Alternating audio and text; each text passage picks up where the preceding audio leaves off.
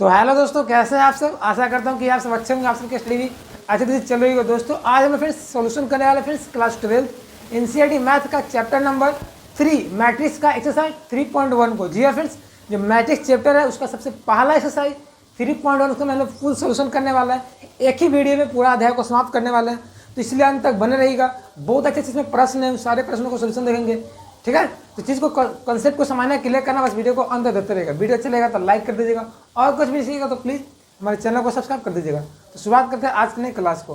तो यहाँ पे एक्सरसाइज 3.1 में जितने सारे सवाल हैं हम इसको सोल्यूशन करें। जिस प्रकार से हम इसके पहले का चैप्टर इन्वर्स ट्रिग्नोमेट्री फंक्शन को खत्म किए थे वन वीडियो में, उसी प्रकार से इसको भी हम लोग खत्म करने वाले हैं, इसको सोल्यूशन करने वाले हैं। ठीक है, और बहुत अच्छा इसमें प्रश्न है दोस्तों, बहुत अच्छा से इसमें कंसेप्ट आया है, इसलिए अच्छे से समझिएगा, जानिएगा, क्योंकि एग्जाम में बहुत सारे सवाल इससे आए इस चैप्टर से बहुत सारे।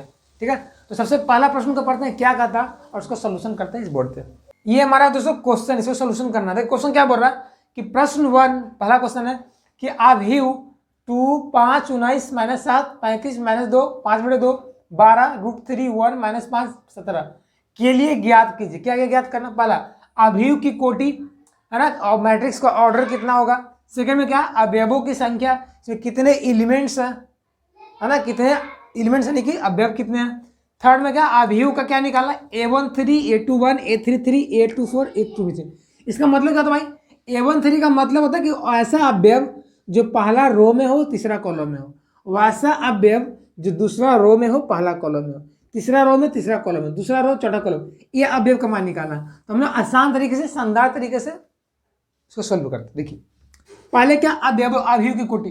तो मैंने जब मैट्रिक्स का वीडियो बना उसमें बताया था आपको कि किसी भी मैट्रिक्स का जो कोटि होता है, ऑर्डर होता है, वो क्या होता है, m × n के फॉर्म में होता है, मतलब रो इंटू कॉलम के फॉर्म होता है। जैसे मान लीजिए यहाँ पे कोई मैट्रिक्स मुझे दे देगा ऐसे, मैट्रिक्स का जो ऑर्डर होगा तो ऑर्डर उसका क्या होगा, फॉर्मूला क्या होता है, रो इंटू कॉलम्स, है ना, रो इंटू कॉलम्स होता है। अब रो को क्या बोल सकते हैं, एम लिख सकते हैं, कॉलम को एन लिख सकते हैं, तो एम × n होता है। ठीक है, रो को हम लोग क्या लिख सकते हैं, रो को हम लोग लिख सकते हैं पंक्ति पंक्ति पंक्ति,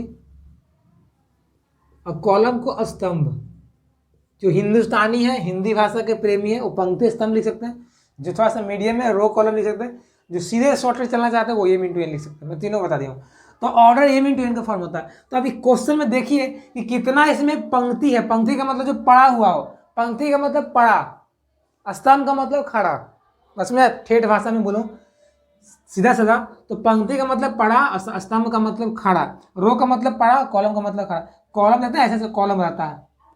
तो पहला क्वेश्चन का यदि सोल्यूशन में इसका करूंगा, तो पहला यदि कोटि देखा जाए, पहला का पहला में ऑर्डर पूछ रहा है कोटि, तो फॉर्मूला एम × n होता है, रो इंटू कॉलम होता है। तो यहाँ रो कितना गिने, तो कितना रो कितना पड़ा हुआ है, 1 लाइन 2 लाइन 3 लाइन, 3 गो लाइन आपका पड़ा हुआ है। 1 लाइन इधर हो गया भाई, 1 लाइन इधर हुआ, 2 हुआ, 3 हुआ, तो 3 लाइन आपका पड़ा हुआ है। तो यहाँ पे क्या हो जाएगा, 3 हो जाएगा गुना n मतलब कॉलम खड़ा हुआ, कितना खड़ा है, 1 2 3 4, 4 गो ऐसे से आपका खड़ा हुआ लाइन है।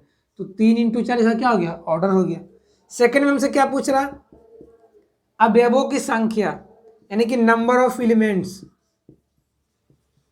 नंबर ऑफ एलिमेंट्स, कितने इसमें अवयव की संख्या है। तो कितना हो जाएगा भाई, हम सब जानते हैं एलिमेंट्स कितना होता है, नंबर ऑफ एलिमेंट्स पता है आपको, इसका फॉर्मूला mn होता है। जो ऑर्डर को गुना कर दीजिएगा ना, तो आपका निकल जाएगा, एलिमेंट्स निकल जाएगा। तो 3 × 4 को गुना कर दीजिए, तो 3 चौका 12, तो इसमें 12 एलिमेंट्स, आप गिन के देख लीजिए ना, 12 को होगा, 1 2 3 4 5 6 7 8 9 10 11 12, 12 एलिमेंट्स आ गए। यहाँ तक तो मुझे कोई दिक्कत नहीं हुआ। अब इसके आगे बढ़ते हैं, क्या, तीसरा को सोल्यूशन करते हैं। तीसरा में क्या बोल रहा है, A13 निकालना, ये सब निकालना आपको। देखिए, तो सबसे पहले मैं यहाँ मैट्रिक्स बना देता हूँ। ठीक है, 2 5 19 माइनस में 7 है, और आपका 35 है, -2 है, 5/2 है आपका, फिर 12 यहाँ पे है, फिर √3 है, 1 है, माइनस में 5 है, और 17 है। अब देखिए दोस्तों, ये दोस्तों जो है ना, इसको हम लोग क्या बोलते हैं पता है, इसको पहला रो बोलते हैं। ये आपका पहला रो है, इसमें R1 लिख सकता हूँ, ये आपका R2 है, ये आपका R3 है, और ये तो है ना आपका कॉलम पहला है, ये आपका कॉलम दूसरा है, ये कॉलम तीसरा है और ये आपका कॉलम चौथा है। अब यहाँ से मुझे क्या निकालना है, A13। A13 का मतलब क्या होता है, पहला रो तीसरा कॉलम। आपको उस अवयव का नाम बताना, उस एलिमेंट्स का नाम बताना जो पहला रो में हो और तीसरा कॉलम में हो। तो पहला रो में आइए, यहाँ है, इसमें तीसरा कॉलम क्या है, ये ऊपर वाला C3 है, तो इसका आंसर क्या जाएगा, 19 हो जाएगा। दूसरा क्या बोला, A21 मतलब दूसरा रो पहला कॉलम, दूसरा रो आइए R2, इसमें दूसरा रो है पहला कॉलम, -2 हो जाएगा यहाँ पे C2 का, तो -2 हो जाएगा। नेक्स्ट हमसे क्या पूछा, A33 मतलब कि तीसरा रो तीसरा कॉलम, तो तीसरा रो में आए हैं। अब तीसरा कॉलम कहाँ क्या हो गया, ए वाला हो गया तीसरा कॉलम ऊपर, तो -5 हो गया। नेक्स्ट क्या है, A24 का मतलब क्या होता है, दूसरा रो चौथा कॉलम, तो दूसरा रो में यहाँ चलाएंगे, चौथा कॉलम में क्या आ जाएगा, ये वाला ऊपर है ना C4, तो 12 हो जाएगा। नेक्स्ट क्या बोला हमसे, A23 यानी कि दूसरा रो तीसरा कॉलम, दूसरा रो में आ जाएंगे, तीसरा कॉलम में ऊपर चला जाएगा, ये 5/2 हो जाएगा। देखिए दूसरा रो में आया, इसमें तीसरा कॉलम में कौन है, ये पहला कॉलम, दूसरा को तीसरा कॉलम, तीसरा कॉलम में 5/2 है, तो 5/2 आपका आंसर हो गया। कोई दिक्कत, तो इस तरह से आप पहला क्वेश्चन का सोल्यूशन देख सकते हैं। ठीक है, अब हम लोग क्या करते हैं, नेक्स्ट क्वेश्चन को, तो यहाँ पे देख सकते हो तो कि यहाँ पे हमारा पहला क्वेश्चन का सोल्यूशन हो गया है। ठीक है, अब हम लोग आगे बढ़ते हैं, करते हैं क्वेश्चन नंबर 2 का सोल्यूशन। इसके लिए पहले आप इसको अच्छी तरह से राइट डाउन कर लीजिए, या तो आप स्क्रीनशॉट ले लें। तो फिर से हम लोग चलते हैं नेक्स्ट क्वेश्चन को सॉल्व करते हैं, क्वेश्चन नंबर 2 एंड 3 को। क्या बोल रहा है कि यदि किसी अवयव में 24 अवयव है तो इसकी संभव कोटियां क्या होगी, यदि इसमें 13 अवयव है तो उसकी कोटियां क्या होगी। यानी कि आपको मैट्रिक्स दिया है, आपको मैट्रिक्स दे दिया है और उस मैट्रिक्स का आपका क्या दिया है, सो टोटल एलिमेंट्स कि 15, इसमें कितना आपका 24 है, तो इसका ऑर्डर कितना कितना हो सकता है। बस में यार, कोई घर में यदि 24 व्यक्ति हैं बैठे हुए, तो ये इससे कितना घर बन सकता है, कितना माने पॉसिबल हो सकता है कि 24 व्यक्ति वाले घर बनाया जा सकता है, उसमें 24 रह सकते हैं। तो ये पूछ रहा है कि 24 अवयव है तो कैसा माने ऑर्डर वाला हो सकता है मैट्रिक्स, कितना कितना हो सकता है, यही बनाना है। और जस्ट इसका थर्ड क्वेश्चन जो है इसी बेस पे, इसी का कंसेप्ट है। चलते सॉल्व करते हैं क्वेश्चन नंबर 2 को, है ना। देखिए क्या बोल रहा है, इसका नंबर ऑफ एलिमेंट्स हमारा कितना दिया गया, 24 दिया गया है ना। तो मैं यहाँ पे लिख देता हूं अवयव, कुल अवयव, कुल अवयव आपका 24 है। तो इसको कुछ दिमाग ज़्यादा लगाना है नहीं, आपका दिमाग यही लगाना है। अब 24 का किसी तरह से आप इसका क्या करिएगा, फैक्टर कर लीजिए, फैक्टर का मतलब गुणनखंड कर लीजिए। तो 24 का करिए गुणनखंड, तो मैं यहाँ पे लिखता हूँ क्या, संभव कोटि। संभव कोटि का मतलब ऑर्डर होता है, ठीक है, कितना कितना हो सकता है 24 का गुणनखंड करिए। तो पहला तो गुणनखंड करूंगा तो मैं क्या आ जाएगा, हम सब जानते हैं कि 24 गुना 1 कर सकते हैं, दूसरा 1 गुना 24 कर सकते हैं, तीसरा हम लोग क्या कर सकते हैं, 24 को 12 गुना 2 लिख सकते हैं, फिर 2 गुना 12 लिख सकता हूँ, है ना। फिर मैं 8 गुना 3 लिख सकता हूँ, 3 गुना 8 लिख सकता हूँ, है ना। मैं फिर 6 गुना 4 लिख सकता हूँ, 4 गुना 6 लिख सकता हूँ। और बताइए आप लोग कुछ जो आ सकता है, 24 में 1 से 24, 12 दूनी 24, 2 गुना 12 24, 8 3 24, 3 8 24, 24। और हो सकता है, बताइए आप लोग, नहीं हो सकता है। 12 दूनी 24 हो ही गया, 6 को 24 हो ही गया, 8 3 24 हो ही गया, है ना। तो अब क्या होगा भैया, 2 गुना 12 कहे हैं, हाँ 2 गुना 12 भी आपका हो ही गया, 3 गुना 8 हो गया, 4 गुना 6 हो गया, बस। तो ये हमारा दोस्तों 24 का गुणनखंड हो गया। यानी जितना 24 का गुणनखंड हुआ है दोस्तों, वही इतना आपका मैट्रिक्स का ऑर्डर हो सकता है। देखिए जितना मैट्रिक्स बनेगा दोस्तों, सारे मैट्रिक्स में टोटल आपको 24 अवयव ही होंगे, इससे ज़्यादा नहीं होगा। तो हमारा आंसर हो गया। इसमें एक और बोला क्या कि इसमें कितना हो आपका, 13 हो, तो 13 होगा तो कितना हो जाएगा, वही कर देंगे। यदि कुल अवयव आपका यदि 13 हो जाएगा तो संभव कोटि कितना हो जाएगा, 13 का मल्टीप्लाइंग फैक्टर कर लेंगे। 13 कितना कितना फैक्टर हो सकता है, तो 13 इंटू 1, 1 इंटू 13, 13। तो ये हमारा ये 2 हो गया, तो इसमें टोटल 2 आपका मैट्रिक्स बन सकता है 13 अवयव वाले। ये तो पहला क्वेश्चन का सोल्यूशन हो गया। सॉरी सेकंड का, थर्ड का कर लेते हैं सोल्यूशन। प्रश्न क्या बोलता है, यदि किसी अभिव्यव मैट्रिक्स में 18 अवयव है तो इसकी संभव कोटियां क्या है। यदि इसमें 5 है तो क्या बताना भाई, क्या करना है इसमें, क्या कर देना, हम लोग ऑर्डर निकालना है ना भाई। तो ऑर्डर निकालने के लिए क्या कर देंगे, अब तो बना सकते हैं 18 का कर दीजिए गुणनखंड। तो क्या देगा, पहला 18 गुना 1, दूसरा 1 गुना 18, तीसरा 9 गुना 2, 2 गुना 9, 6 गुना 3 और 3 गुना 6। ये आपका टोटल कितना हो गया, ऑर्डर हो गया कि इतना ऑर्डर वाला मैट्रिक्स बन सकता है 18 अवयव वाले के लिए। तो ये आपका ऑर्डर हो गया। नेक्स्ट हमारा क्या है, एक और क्वेश्चन इसमें डाल दिया है, कितना 5 है ना भाई। तो 5 के लिए क्या कर देंगे हम लोग, इसका भी ऑर्डर निकाल लेते हैं। 5 गुना 1, 1 गुना 5। तो 5 अवयव वाले के लिए 2 संभव है, इसके लिए इतना संभव है।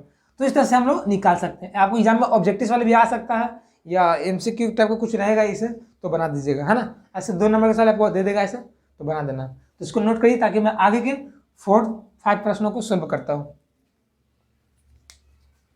4 नंबर प्रश्न हमारा ये बोल रहा है कि क्या बोल रहा है कि आपको मैट्रिक्स का निर्माण करना। क्या बोल रहा है कि एक 2 × 2 2/2 ऑर्डर का आपका एक मैट्रिक्स है, A बराबर AIJ। देखिए तो कोई भी मैट्रिक्स जो तो रहता है ना, वो A = स्मॉल AIJ के फॉर्म में रहता है। तो ये आपका मैट्रिक्स का व्यापक रूप होता है कि रचना कीजिए जिसके अवयव निम्न प्रकार से आपका प्रदत्त यानी कि दिया गया है।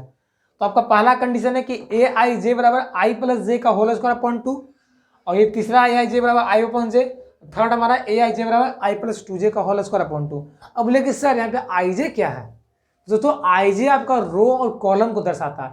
I रो को दर्शाता है और J आपका कॉलम को रिप्रेजेंट करता है। तो हम लोग क्या करेंगे दोस्तों ना, अपने मन से एक बार 1 रखेंगे, 2 रखेंगे, 3 रखेंगे, 4 रखेंगे, ऐसे रखते जाएंगे और हम लोग को एक डाटा मिलते जाएगा और उस डाटा को लास्ट में क्या करेंगे, मैट्रिक्स में फिलअप कर देंगे, बन जाएगा। सारा मैं जो बात बोला हूँ ना, अभी देखिए क्वेश्चन पे अप्लाई होगा तो आपको पूरा दिमाग में साफ साफ दिख देगा क्या बोल रहा हूँ। देखिए मेरा मानना ये है कि जब क्वेश्चन नंबर 1 का मैं सॉल्यूशन करने जाऊंगा तो चूंकि मैं यहाँ पे लिखता हूँ AIJ बराबर I + J का होल स्क्वायर बटे 2। अब दोस्तों हम जानते हैं कि 2/2 मैट्रिक्स है, यानी कि इसमें 2 रो होंगे, 2 कॉलम होंगे। भाई मेरा मानना ये ना कि 2/2 मैट्रिक्स है। देखिए मैं यहाँ पे लिखता हूँ 2/2 का मैट्रिक्स, मतलब यहाँ पे क्या हो जाएगा, जो मैट्रिक्स होगा वो कितना होगा, 2 गुना 2 का होगा। तो यहाँ से जानते होंगे कि इसमें क्या होगा, 2/2 में क्या होगा, 4 टोटल अवयव होंगे। तो पहला यहाँ पे होगा, एक यहाँ पे, एक यहाँ पे, एक यहाँ पे।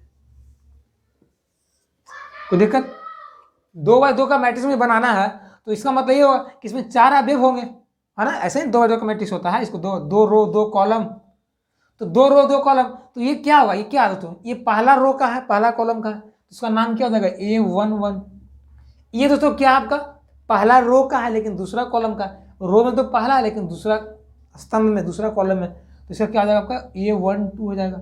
ये दोस्तों क्या आपका, ये तो दोस्तों दूसरा रो में है, पहला कॉलम में है, तो A21 हो जाएगा। और दोस्तों ये क्या आपका दूसरा रो दूसरा कॉलम में, तो A22 हो जाएगा। यानी कि दोस्तों आपको A11, A12, A21, A22 का मान निकालना है और निकाल करके इस सारे मान को इसमें पुट कर देना है, तो हमारा एक मैट्रिक्स बन जाएगा। यही वैल्यू है A11 का, A2 का, इससे मतलब नहीं है। अब चलिए अर्थ यहाँ पे आते हैं। सबसे पहले क्या करेंगे हम यहाँ पे A11 का मान निकालेंगे। तो A11 का मतलब क्या हुआ, यहाँ पे I का मान 1 है और J का मान भी 1 है। भाई AIJ का मतलब हुआ क्या, AIJ का मान निकाल रहा हूँ, तो A11 का मतलब क्या हुआ, I का मान 1, J का मान 1। इसका मतलब ये नहीं हुआ, ऐसे छोड़िए, ऐसे मैं लिखता हूँ I बराबर 1, J बराबर 1। तो यहाँ क्या बन जाएगा, इसमें रखूंगा तो A11 और यहाँ पे रखे तो IJ का मान, तो 1 + 1/2 होल स्क्वायर। तो 2 का स्क्वायर कितना होता है, 4/2, कितना आ जाएगा, 2 आ जाएगा। तो A11 का मान 2 आ गया। अब मैं रखूंगा दोस्तों I का मान 1, J का मान 2 रखूंगा, तो क्या बनेगा A12।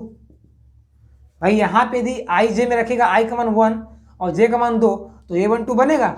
तो जब यहाँ पे I का मान 1 रखें तो यहाँ भी 1 रखेगा ना, J का मान यहाँ 2 रखें तो यहाँ भी 2 रखेंगे ना। तो यहाँ पे क्या आ जाएगा आपका 1 + 2 का होल स्क्वायर बाई 2। 2 ये कितना होगा, 3, 3 का स्क्वायर 9, 9/2 आ जाएगा। इसी से मैं रखूँगा दोस्तों यहाँ पे I का मान 2 और J का मान 1, इसके अकॉर्डिंग तो यहाँ क्या आ जाएगा, A21 आ जाएगा। 2 रखूँगा ना, तो यहाँ से तो यहाँ क्या होगा, 2, I का मान 2, J का मान 1, रखिए तो I का मान 2, J का मान 1, तो 2 + 1 का होल स्क्वायर बाई 2, तो 3 का स्क्वायर 9/2। अब देखिए, अब यहाँ A22 है, मतलब इसके अकॉर्डिंग I का मान यहाँ 2 है, J का मान यहाँ 2 है, तो मैं यहाँ पे क्या रखूंगा, I = 2, J = 2। तो A22 का मान निकाल लेते हैं, तो क्या हो जाएगा, यहाँ पे रखिए I का मान 2 और J का मान 2 का होल स्क्वायर बाई 2, तो 4/2 यानी 4 का स्क्वायर 16/2 का 8 आ जाएगा। तो ये दोस्तों आपका A11, A12, A21, A22 का मान निकल गया। अब इसी मान को क्या करेंगे, हम यहाँ पे फिलअप कर देंगे, कोई दिक्कत। देखिए दोस्तों, जो पहला जो होगा ना वो I का मान होगा और जो दूसरा होगा J का मान होगा। तो A12 लिखा मतलब I का मान 1 है, J का मान 2 है। A22 का मतलब I का मान 2, J का मान 2। अब इसको यहाँ पे रख दीजिए, तो रखने पर क्या आ जाएगा, आपका एक मैट्रिक्स बन जाएगा ना। तो लिखेंगे अतः क्या हो जाएगा आपका, यहाँ पे रख दीजिए A11 की जगह पे क्या रखेंगे, 2 रखेंगे, तो यहाँ पे 2 हो जाएगा। A12 की जगह पे कितना रखेंगे, A12 का मान कितना निकाले हैं, 9/2, तो यहाँ पे आप 9/2 रखिए। A21 का मान कितना निकला है, A21 का मान यहाँ भी 9/2 ही निकला है, तो 9/2। A22 का मान कितना निकला, 8 निकला, तो यहाँ पे 8 रख देंगे। अब ये जो दोस्तों निकला, ये मैट्रिक्स का मान निकल गया, यही हमारा आंसर आ गया। तो ऐसे मैट्रिक्स बनता है, ठीक है। आपको एग्जाम में दे देगा क्वेश्चन बनाने के लिए, तो इसी तरह से आपका मैट्रिक्स बनेगा, कोई दिक्कत। चलिए आगे बढ़ते हैं, करते हैं क्वेश्चन नंबर 4 का, इस सेकंड का सॉल्यूशन। ये क्या बोलता है भाई कि AIJ = I/J रखना। तो हमको तो भाई पता है कि 2 मैट्रिक्स बनाना है, तो हमको यही चारों निकालना है, A11, A12, A21, A22। तो निकालिए, चूंकि यहाँ पे लिख दीजिए पहले AIJ = I/J। तो मैं यहाँ से A11 का मान निकलूँ तो कितना हो जाएगा, 1/1 यानी 1। A12 मतलब I का मान 1, J का मान 2, 1/2। A21 मतलब I का मान 2, तो ऊपर 2 और J का मान 1, तो 2 आ जाएगा। देखिए मैं 2 ऊपर इसलिए लिखा दोस्तों क्योंकि यहाँ पे I ऊपर है, J नीचे है, बस में। A22 यानी कि I का मान 2, J का मान 2, तो इसके अकॉर्डिंग I/J का मैं क्या रखूँगा, 2/2। ये आपका J है दोस्तों, ठीक है, और ऊपर I है, 1 आ गया।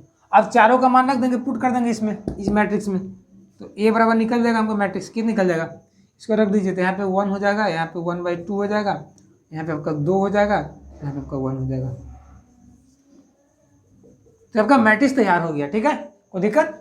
ये आपका 2/2 का मैट्रिक्स तैयार हो गया I/J के रूप में, I/J के स्ट्रक्चर बेस के फॉर्मूला पे।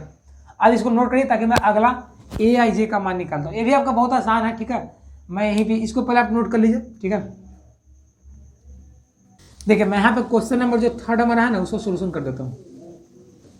देखिए ये क्या बोलता है, ये भी आपका वही है, 2/2 का मैट्रिक्स तैयार करना है, लेकिन यहाँ पे फॉर्मूला अलग है। यहाँ पे आपका क्या दिया हुआ है, यहाँ पे आपका AIJ = इतना दिया गया है ना, कितना आपका I + 2J का स्क्वायर बाय 2। तो मैं A11 का मान निकालता हूँ, तो मैं यहाँ पे I का मान 1, J का मान 1 रखूंगा, तो 1 + 2 × 1 का होल स्क्वायर बाई 2, तो कितना आ जाएगा, 2 1 3/3 का स्क्वायर 9/2। A12 का मान रखिए, तो I का मान 1 और J का मान 2, तो 2 × 2 का होल स्क्वायर बाई 2। इसको हल करिए, तो 2 का स्क्वायर 2 4 1 5 5 का स्क्वायर 25/2। A21 यानी कि I का मान 2 और J का मान 1, तो 2 × 1। मैं 1 यहाँ देखिए फॉर्मूला के अकॉर्डिंग रख रहा हूँ, ठीक है। तो कितना आ जाएगा, 2 कितना आ जाएगा, 4 का स्क्वायर 16/2 यानी कि आपका 8 आ जाएगा। A22 तो ये I का मान 2, J का मान 2, तो यहाँ पे रखिए I का मान 2, J का मान 2 रखिए, तो 2 + 2 × 2 का स्क्वायर बाई 2। हल कर दीजिए, 4 2 6 6 का स्क्वायर 36/2 यानी कि 18। यहाँ से अब A का मैट्रिक्स क्या बन जाएगा, इसको रख दीजिए 9/2, 25/2, 8 यहाँ पे और यहाँ पे होगा 18। मैं A22 का मान यहाँ पे है इसलिए रखा हुआ कि यहाँ पे फॉर्मूला में A22 यहाँ पे, इसलिए मैं यहाँ पे 18 रखा हूँ, ठीक है। A21 यहाँ पे, इसलिए मैं यहाँ पे A21 का मान यहाँ रखा हूँ, ठीक है। ये सिर्फ सीरियल ऐसे नहीं कि जहाँ मन रख देंगे, वो गलत हो जाएगा आपका फिर। तो इस तरह से हमारा ये का क्वेश्चन नंबर 4 का सोल्यूशन पूरा हो गया, ठीक है। अब हम लोग आगे सोल्यूशन करते हैं क्वेश्चन नंबर 5 का, इसको पहले नोट कर लीजिए।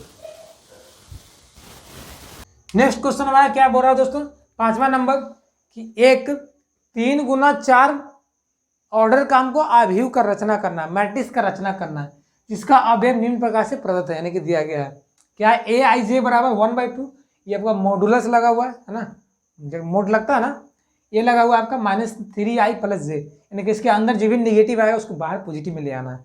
अब इससे मुझे क्या करना है, 3/4 ऑर्डर का मैट्रिक्स बनाना है। इसके पहले क्वेश्चन में को 2/2 ऑर्डर का मैट्रिक्स बनाना था, है ना। तो कैसे बनेगा, देखिए क्या करेंगे, जो पहले काम किए तो वही काम करेंगे, है ना, सीधा सा बात है।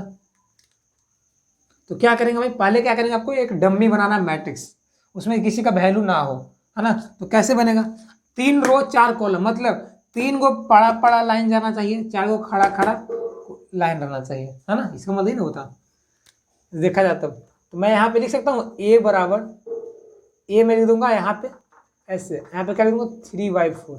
इसका मतलब ये हुआ कि जो ये मैट्रिक्स जो बनेगा वो 3/4 ऑर्डर का बनेगा। अब देखिए मैं क्या करता हूँ, ऐसे करता हूँ।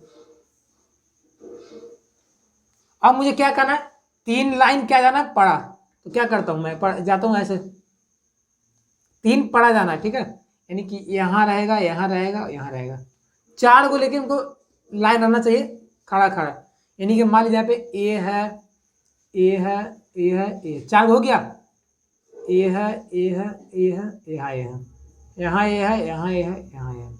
अब बात यहीं तक नहीं रुका, बात आगे बढ़ गया, बात यहाँ बढ़ गया कि 3 गुना 4 का तो बन गया, अब इसका मान होना चाहिए ना भाई, कहाँ पे इसका पोजीशन है, तो कहाँ पे, ये पहला रो में है और पहला कॉलम में है, तो A11 ये पहला रो में है, दूसरा कॉलम में A12, A13, A14, ये दूसरा रो पहला कॉलम A21, ये दूसरा रो दूसरा कॉलम A22। तो दोस्तों हम लोग क्या करेंगे, क्वेश्चन नंबर 5 का तो सोल्यूशन करेंगे सेकेंड नंबर पार्ट का, ठीक है। फर्स्ट का करूँगा, अभी जस्ट करूँगा, सेकेंड करूँ। तो सेकेंड करिए ए आई जे बराबर 2i - j, इसे अब करना है आपको दोस्तों। तो यहाँ पे क्या होगा आपका, देखिए इसमें क्या करेंगे, ए आई जे दिया हुआ, तो इसमें क्या करेंगे हम लोग, इसमें जितने भी सारे एलिमेंट्स सबका मान निकालेंगे। तो A11 मैं यहाँ पे दी A11 मतलब कि i का मान 1, j का मान 1, तो 2i - j में रखूँगा, वैल्यू पुट करूँगा 1 का, तो क्या आ जाएगा 1 आ जाएगा। इसी से मैं A12 का मान निकालना चाहूँगा, तो मैं i का मान 1 यहाँ पे और j का मान 2 यहाँ पे रखूँगा, तो कितना आ जाएगा 2 - 2 यानी कि 0 आ जाएगा। A13 का निकालूंगा तो -1 आएगा। A14 ऐसे ही आपको रखते चलिएगा इसमें i j का मान, तो आपका ये आपको ओवरऑल इतना मान निकल जाए। अब इसी की वैल्यू को क्या करना है दोस्तों, आपको यहाँ पे पुट कर देना, बस में पहले क्या करना, आपको डम्मी क्या करना बना लेना मैट्रिक्स, उस मैट्रिक्स में कितना अवयव होगा, उसका पोजीशन क्या होगा, अब उसके अनुसार आई जे का मान मुझे पता हो जाएगा, आई जे का वैल्यू क्या क्या होगा। अब उस आई जे का वैल्यू को क्या करेंगे, हम लोग रखते चल जाएंगे, तो 2i - j में रखते चला गया, इतना मुझे निकाला रिजल्ट।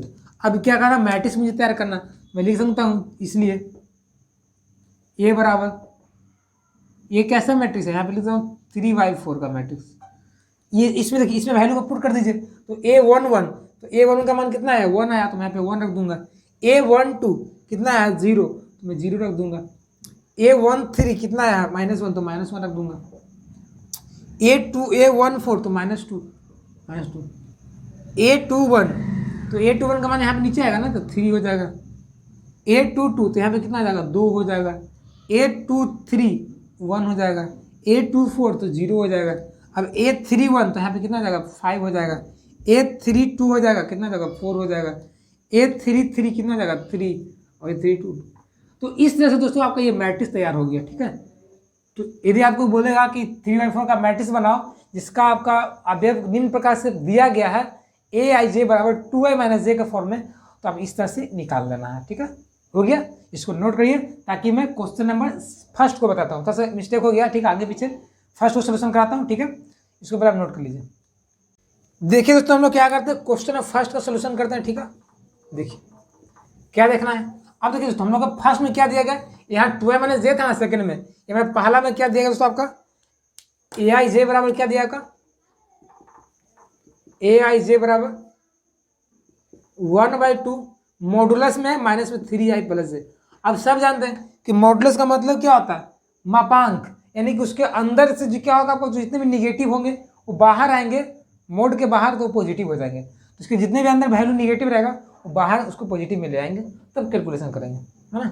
देखिए तो A11 का मान निकालते हैं, मतलब i का मान 1 j का मान 1, यहाँ पे रखिए i का मान 1 j का मान 1, तो 1/2 -3 × 1 + 1, इसको हल करिए तो माइनस में 3 प्लस हो जाएगा तो -2 आ जाएगा। अब -2 को बाहर निकालेंगे तो कितना हो जाएगा -1, -1 हो जाएगा। A12 तो 1/2 -3 × 1 + 2, इसको हल करिए तो माइनस में 3 है प्लस 2 -1, और -1 बाहर आएगा तो 1 हो जाएगा। सॉरी यहाँ पे 1 होगा ना, तो 1/2 हो जाएगा। माइनस अंदर 1 था लेकिन बाहर लाया तो 1 हो गया। A13 तो 1/2 माइनस में 3 × 1 + 3 कितना जाएगा, 3 में से 3 जाएगा 0, तो 0/2 0 हो जाएगा। A21 देखिए दोस्तों, सॉरी A14 हो जाएगा ना, 14 होगा ना, तो 1/2 माइनस में 3 × 1 + 4 हल करिए तो 1/2। अब दोस्तों आपको जो कैलकुलेशन दोस्तों बच्चा वाला नहीं करना, ऐसा नहीं करना कि नर्सरी के बच्चा कर रहा है, आपको थोड़ा सा कैलकुलेशन माइंड में भी करना है ना, कि वो -3 × 1 + 4 -3 + 4 यानी कि 1/2 ऐसे कर देना, ठीक है। अब निकालते हैं यहाँ से हम लोग A21 तो 1/2 माइनस में 3 × 2 + 1 तो 3 दूनी 6, 6 में से एक जगह 5/2।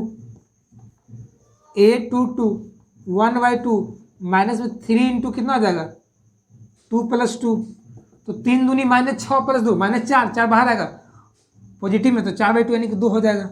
A23 1/2 माइनस में 3 × 2 + 3 कोई दिक्कत, तो 3 दूनी 6 में से 3 जाएगा 3 तो 3/2 हो जाएगा।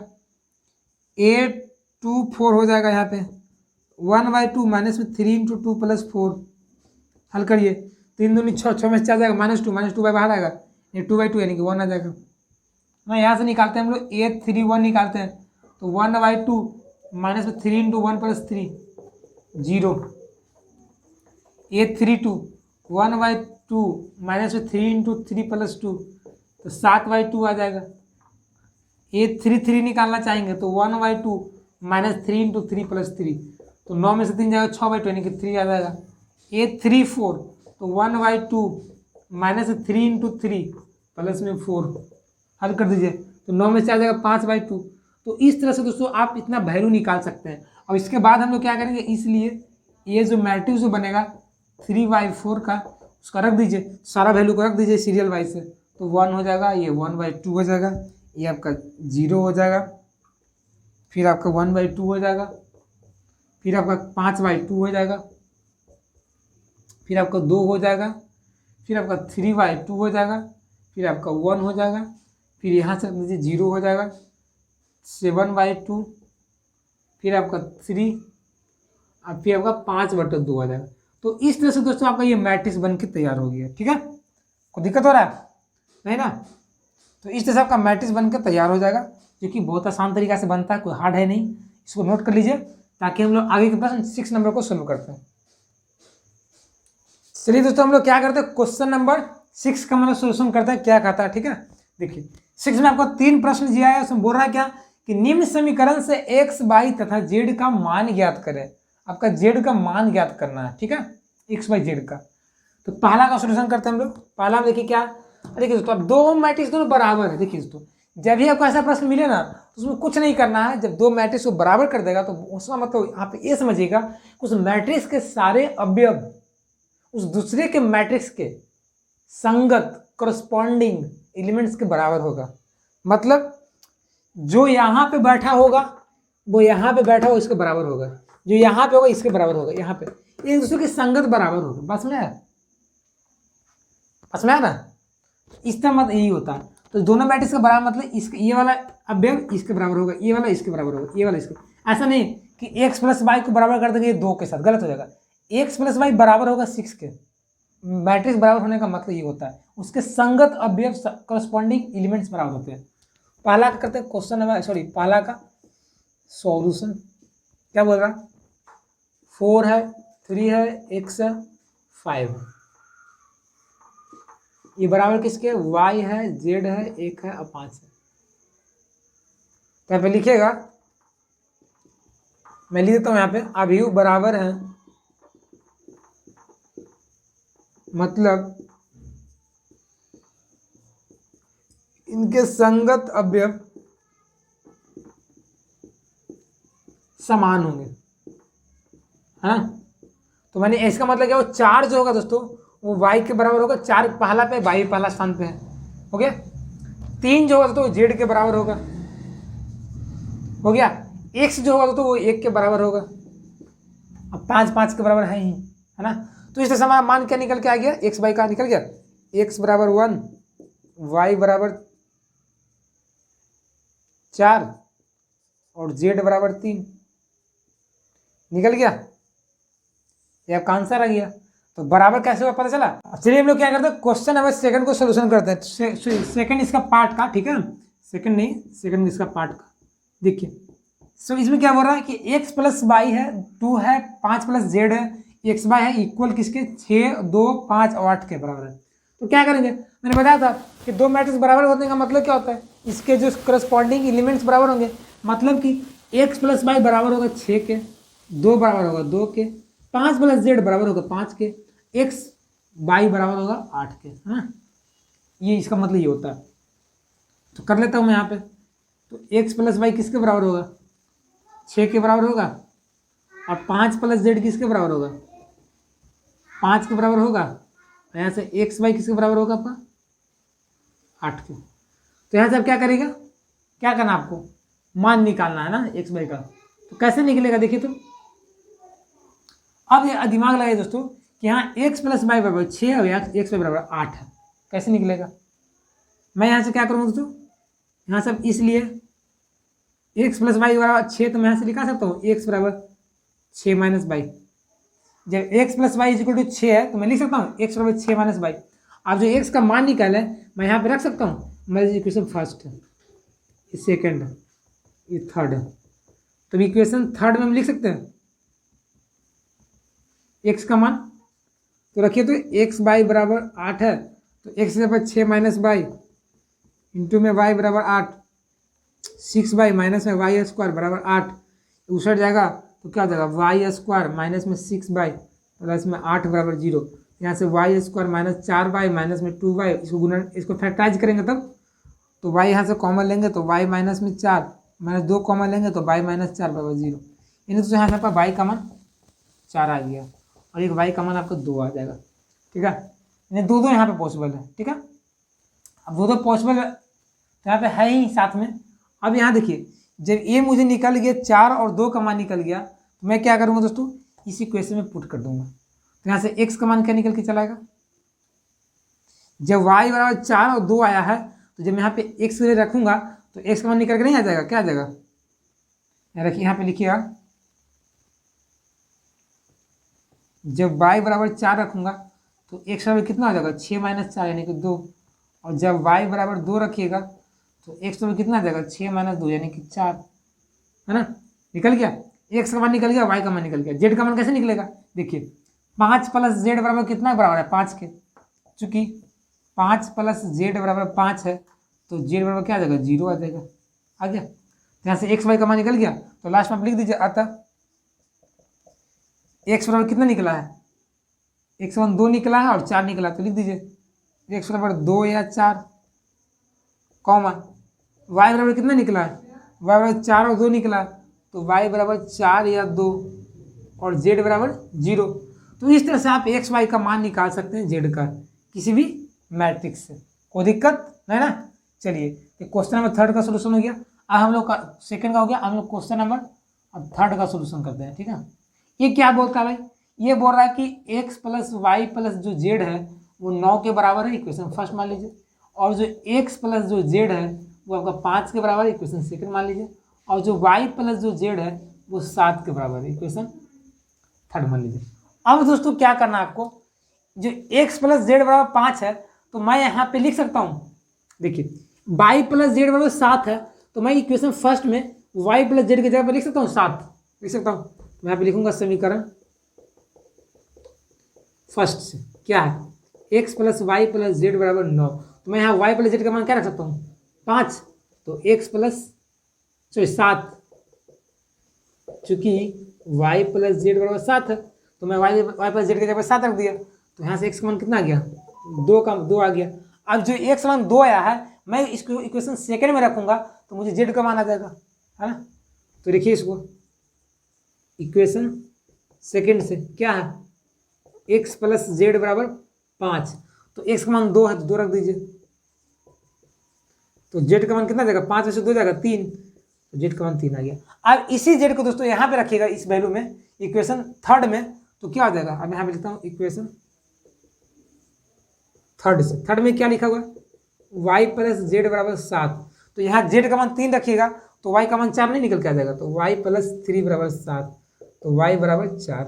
तो इस तरह से दोस्तों आपका मान निकल जाए। ठीक है, कोई बड़ा हार्ड है नहीं, आपको थोड़ा सा माइंड लगाना पड़ेगा। माइंड का मैं लगाया, मैं आसानी किस लिए कर दिया कि देखा कि भाई x plus y plus z 9 बराबर है, और उसमें वाई प्लस जेड दिया गया 7, तो मैं यहाँ पे वाई प्लस जेड के 7 रख दिया, तो एक्स का मान निकल गया।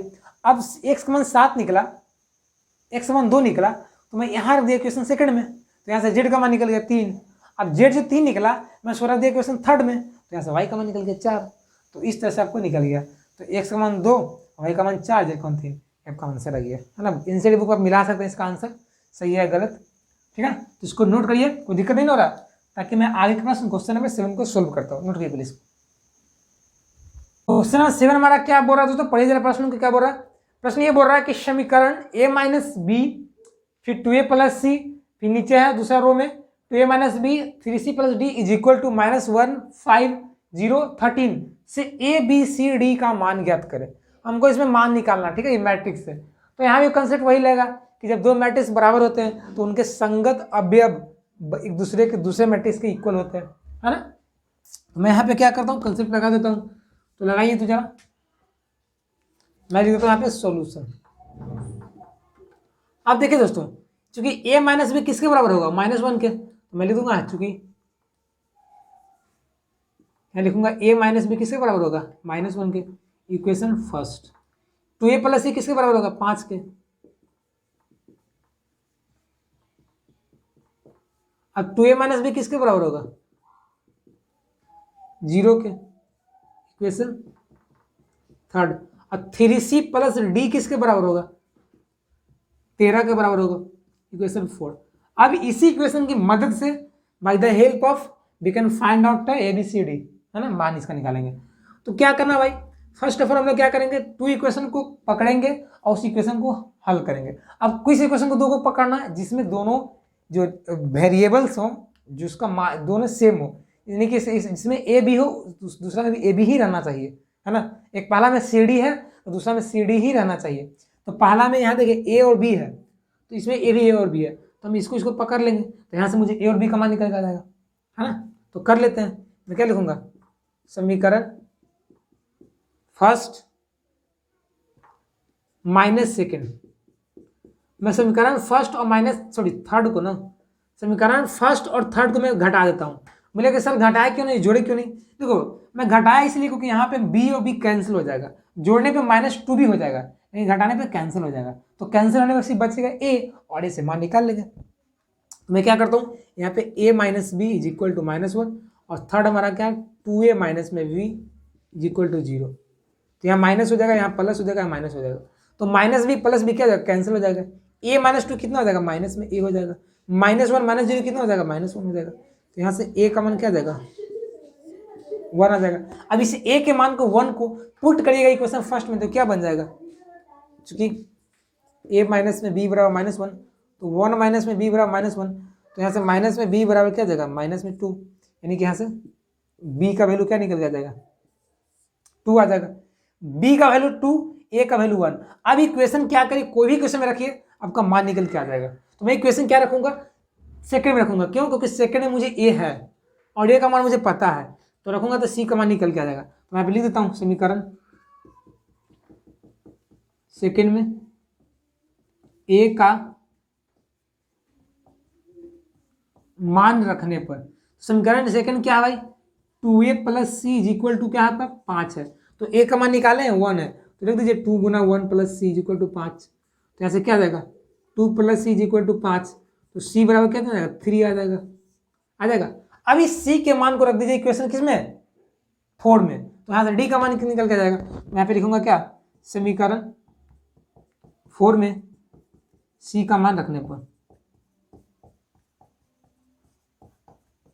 c का मान रखने पर समीकरण से 4 क्या हमारा 3c plus d is equal to 13। तो यहाँ सब रख दीजिए, क्या जाएगा, 3 गुना c का वैल्यू कितना निकला, 3 प्लस में डी इज इक्वल टू कितना हो जाएगा 13। तो 3 3 9 प्लस में डी इज इक्वल टू 13 ना। तो डी बराबर कितना आ जाएगा 13 माइनस 9 9। तो डी बराबर कितना जाएगा 4 आ जाएगा। तो डी का मान 4 आ गया। इसलिए अब लास्ट में क्या कर दीजिए आंसर लिख दीजिए। जो ए का मान जो 1 आया है, बी का मान जो 2 आया है, सी का मान 3 आया है, डी का मान 4 आया है। इसको लिख दीजिए लास्ट में। मैं लिख दूंगा लास्ट में क्या, अतः ए बराबर 1, बी बराबर 2, सी बराबर 3 और डी बराबर 4। तो ये आपका ओवरऑल आंसर आ गया। ये जो क्वेश्चन तो एग्जाम में आपको आएगा ना, वो आपको 5 नंबर लेकर आएगा, 5 नंबर साथ में लेकर आएगा। आपको 5 नंबर पॉकेट में देकर चला भी जाएगा, को पता भी नहीं चलेगा कि कैसे बना दिया एग्जाम में। या वो कंसेप्ट पता रहेगा तब ये फील होगा, पता नहीं रहेगा तो क्या पता चलेगा। इसलिए आप कंसेप्ट को समझे, जाने और हमारे चैनल से जुड़े रहें। चैनल को सब्सक्राइब कर दें ताकि मैं बता दूँ, मेरे चैनल पूरा फुल सोल्यूशन मिल जाएगा आपको एनसीईआरटी बुक का, है ना। कहीं से देखना नहीं पड़ेगा, जो फिजिक्स का हो, केमिस्ट्री का हो, कुछ का भी हो। इसलिए चैनल से जुड़े रहें, चैनल को सब्सक्राइब कर रखें, ठीक है। तो ये इसको कोई दिक्कत नहीं ना हुआ यहाँ पे। ये सोल्यूशन हो गया। अब हम लोग आगे से करते हैं सोल्यूशन किसका, क्वेश्चन नंबर 8 का। देखिए भाई यहाँ पे कुछ है नहीं, ये आप 10 से पढ़े होंगे। आप लोग 10 से मुझे पता है, मैंने ही पढ़ाया हूँ। 2-4 वाले रैखिक समीकरण वहाँ पे हम लोग इक्वेशन को सोल्व करना जानते हैं। उसी का कंसेप्ट लगा है, बना दिया। बस नया कंसेप्ट 12th का क्या लगा है कि 12th में लोग ये पढ़ना है कि 2 मैट्रिक्स बराबर होते हैं तो उनके संगत अवयव भी बराबर होते हैं, उनके अवयव बराबर होते हैं। ये कंसेप्ट लगा है, इसको नोट करिए। फ्रेंड्स हम लोग लास्ट आ गए क्वेश्चन नंबर 8 9 10 को सोल्व कर रहे हैं, ठीक है। जो बहुत ही आपका 8 जो आपका एमसीक्यू सवाल है, जो आपका हमेशा ऑब्जेक्टिव टाइप के आते रहता है। प्रश्न क्या बोल रहा है कि ए बराबर ए आई जे एम बाई एन का मैट्रिक्स है, ठीक है। जो बोल रहा है कि एक वर्गाभिव स्क्वायर मैट्रिक्स है यदि क्या होगा, मतलब कब बराबर होगा। जो ए बराबर ए आई जे एम मल्टीप्लाई एन है, वो एक स्क्वायर मैट्रिक्स कब होगा, जब एम का मान एन से बड़ा हो। बी ऑप्शन है एम का मान एन के बराबर, सॉरी बी ए है m less than n, b है m greater than n, c है m is equal to n, और डी है कोई नहीं। तो इसका सही आंसर आपका हो जाएगा friends option number c is right answer. अब सी क्यों मैं बताता हूँ। देखिए तो कोई भी जो मैट्रिक्स होगा ना, वो वर्ग अभिव क्यों होगा। देखिए हम लोग क्या पढ़े हैं, वर्ग में क्या होता है, वर्ग में लंबाई चौड़ाई बराबर होता है। तो उसी प्रकार से स्क्वायर मैट्रिक्स में क्या होगा, रो की संख्या कॉलम संख्या के बराबर होगा। जितना आपका रो रहेगा उतना कॉलम रहेगा, जितना खड़ा रहेगा उतना ही पड़ा रहेगा। मतलब देखिए 2x2 रहेगा, 3x3 रहेगा, 4x4 रहेगा, 5x5 रहेगा, ऐसा रहेगा। दी रो कॉलम सेम रहेगा तो उसमें वो स्क्वायर मैट्रिक्स है। मतलब कि यहाँ एम रहता है ना, यहाँ ए नहीं रहता है ना, तो m is equal to n होता है ना। समझ लो सब बराबर है ना, एम एन सब बराबर है। तो ये ऐसा यदि रहेगा कोई भी तो वो स्क्वायर मैट्रिक्स कहलाएगा, ठीक है। यदि दोस्तों जब एम ग्रेटर देन रहता है ना, मतलब इसमें क्या है, रो ज़्यादा है, रो ज़्यादा उसको क्या बोलते हैं हम लोग, उसको बोलते हैं आयताकार अभिव, है ना। जब एम यदि आपका ग्रेटर देन हो या लेस देन हो तो वहाँ भी आपका आयताकार बनता है, जिसमें से भी रो मैट्रिक्स कॉलम मैट्रिक्स आगे कंडीशन आते हैं। लेकिन यदि रो कॉलम बराबर हो तो वह स्क्वायर मैट्रिक्स हो जाएगा। एक कंडीशन जान लीजिएगा, हमेशा एग्जाम में आता है तब बहुत बार रिपीट किया गया है। 9 नंबर, एक्स तथा वाई के किन मानों के लिए अभिव निम्नलिखित का जो युग्म है, जोड़ा है, दोनों समान होगा। तो मैंने बताया था कि कोई भी मैट्रिक्स बराबर कब होता है, कब बराबर होता है, जब मैट्रिक्स के सारे अवयव दूसरे मैट्रिक्स के सारे अवयव के बराबर हो जाए। मतलब इसको बराबर कब होगा, जब 3x + 7 बराबर होगा 0 के, 5 बराबर होगा y - 2 के, y + 1 बराबर होगा 8 के, 2 - 3x बराबर होगा 4 के, है ना। तो कर देते हैं बराबर, बराबर करते हैं, करिए। तो यहाँ से यदि बराबर करिएगा, मैं लिखता हूँ क्वेश्चन नंबर 9 का सोल्यूशन। तो ये बराबर होगा इसके 3x + 7 को बराबर करते हैं 0 के। यहाँ x का मान कितना आ जाएगा, -7/3, है ना। और y का मान यहाँ से क्या आ जाएगा, y + 1 बराबर कितना आ जाएगा, 8 हो जाएगा। यहाँ से y का मान कितना आ जाएगा, 7 आ जाएगा। तो आपका ऑप्शन देखिए, तो ऑप्शन में दिया गया ना, ऑप्शन में x बराबर यदि मैं लिख देता हूँ आंसर में, आंसर यदि x का मान कितना आ जाए, -7/3 हो जाए, और y का मान दोस्तों आपका यदि 7 आ जाए, तो दोस्तों वो मैट्रिक्स जो होगा वो बराबर हो जाएगा। आपका ऑप्शन में दिया गया, मैं ऑप्शन यहाँ पे लिखना भूल गया हूँ, ठीक है। ऑप्शन आपका दिया हुआ है, ठीक है। तो ये जब बराबर ये इतना मान आ जाएगा x और y का, तो समझिए कि दोनों मैट्रिक्स एक दूसरे के इक्वल होगा, ठीक है। कोई दिक्कत, चलिए आगे बढ़ते हैं। हो गया सोल्यूशन। अब बात आता है क्वेश्चन नंबर 10 का, जो बच्चों को बहुत कंफ्यूजन आता है और वो रट्टा मार लेते हैं कैसे ही हो गया। लेकिन मैं सोल्यूशन करता हूँ कैसे ये होता है भाई। देखिए देखिए दोस्तों, 3 × 3 कोटि के ऐसे अवयव की कुल संख्या जिनकी प्रत्येक प्रविष्टि का मतलब अवयव एलिमेंट्स 0 या 1 है। मतलब ऐसा टोटल मैट्रिक्स का नाम बताना है, कितना मैट्रिक्स पॉसिबल है 3 × 3 ऑर्डर का जिसमें सिर्फ और सिर्फ एलिमेंट 0 और 1 रहे। बात समझ आया? यानी एलिमेंट 0 रहे या तो 1 रहे, है ना। देखिए दोस्तों यहाँ पे कंडीशन ये है दोस्तों कि आपका कंडीशन यहाँ पे 2 को दे दिया गया, या तो 0 हो या तो 1 हो, है ना। तो पहले तो देखिए दोस्तों कि 3 × 3 मैट्रिक्स में 3 × 3 ऑर्डर का मैट्रिक्स कितना अवयव होगा, तो गिनिए तो टोटल 9 होगा। हम सब जानते हैं 3 × 3 कोटि का जो होगा मैट्रिक्स में एलिमेंट्स कितने होंगे, एलिमेंट्स मतलब अवयव 9 होंगे। अब 9 हो तो टोटल अवयव होगा, लेकिन यहाँ पर कंडीशन ये दिया है कि 0 भी हो 1 भी हो, मतलब यहाँ पे 2 कंडीशन है, 0 भी रह सकता है या तो 1 रह सकता है। तो यहाँ पर तो जो टोटल जो पॉसिबल जो मैट्रिक्स बनेगा 0 1 वाला वो बनेगा दोस्तों 0 1 है, 2 कंडीशन है ना, तो 2 के पावर में 9 हो जाएगा। तो देखो 9 कितना होता है 512 हो जाएगा। तो आपको ऑप्शन में 512 दिया गया, हाँ ये आपका आंसर हो जाएगा। ठीक है, कैसे निकला पता चला? जैसे मान लीजिए यहाँ पे रहता 2, यहाँ पे मान लीजिए आपका रहता 0 1 या 3 रहता, तो मैं यहाँ पे 3 की पावर 9 करता। ठीक है, तो यहाँ पे चूंकि 0 1 कंडीशन था, 2 कंडीशन बन रहा है ना, 0 रहे या तो 1 रहे, इसलिए 2 की पावर 9 कर दिया टोटल एलिमेंट से, तो 512 आ गया, तो आपका आंसर हो गया। ठीक है, कोई दिक्कत? तो इस तरह से आप क्वेश्चनों को बना सकते हैं। जो फाइनली हमारा क्वेश्चन नंबर 10 खत्म हुआ, वो द लास्ट क्वेश्चन इस चैप्टर का, और हमारा साथ साथ इस चैप्टर नंबर 3 भी समाप्त हो गया पूरा।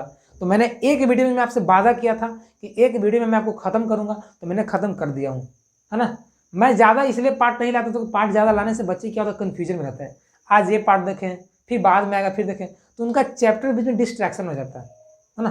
अब बीच में मान लीजिए 5 तक सोल्यूशन कर लिए हैं, अब 5 तक छूटा हुआ है, वो आगे नहीं बढ़ रहा है। तो मैं क्या सोचता हूँ कि नहीं भाई पूरा एक एक्सरसाइज खत्म हो जाएगा, ताकि बच्चा थोड़ा सा रेस्ट कर ले, ताकि अगला सब्जेक्ट पे फोकस करें। तो आपका चैप्टर नंबर 3 का एक्सरसाइज 3.1 खत्म हो गया। अब इसे आगे जो आएगा हमारा 3.2 आएगा, तो उसका बेसब्री से इंतजार करिए। पहले इसका प्रैक्टिस करिए, इसका पूरा याद कर लीजिए सोल्यूशन को कैसे कंसेप्ट है, फिर 3.2 को समझने में आसानी आपको मिलेगा। ठीक है, तो इसको नोट करिए।